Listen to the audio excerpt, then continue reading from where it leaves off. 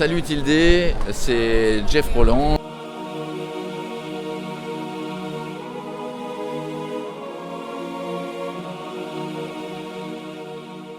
Je suis un artiste français, j'habite entre Metz et Nancy dans un petit village médiéval et je suis peintre depuis plus de 20 ans maintenant et j'ai fait ma carrière plus à l'international qu'en France parce que c'est là que j'ai trouvé le plus d'opportunités à travers mes voyages, que ce soit aux États-Unis, en Angleterre. En ce qui concerne ma démarche artistique, je suis dans une forme de quête spirituelle qui vise à redonner un petit peu du goût pour la magie et faire un peu sourire l'enfant intérieur qui est au fond de chacun de nous.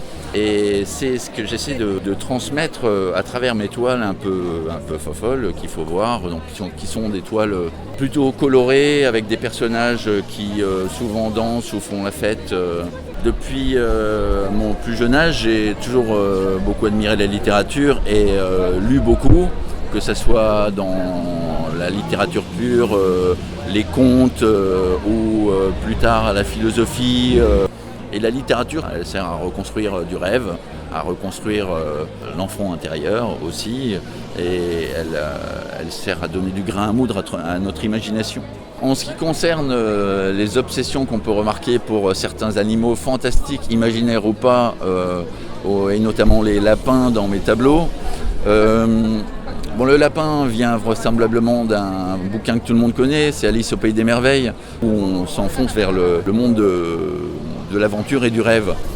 Le rêve, c'est aussi clé dans ce que je fais, parce que moi je suis un peu intéressé par la psychologie et la psychanalyse, donc je note mes rêves depuis très longtemps, je retranscris sur la toile les créatures qui me viennent à l'esprit. Mais c'est vrai que les lapins jouent un rôle particulier.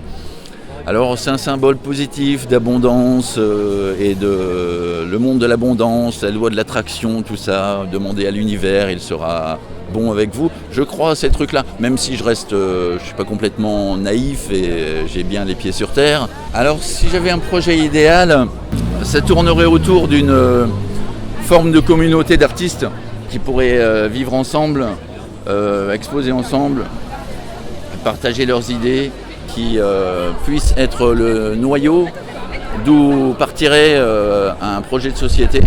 J'ai aussi un petit projet de musée que j'avais appelé à l'époque le petit musée de l'imaginaire, qui réunirait des œuvres d'artistes vivants, contemporains, qui pourraient échanger entre eux et qui serait un lieu de vie.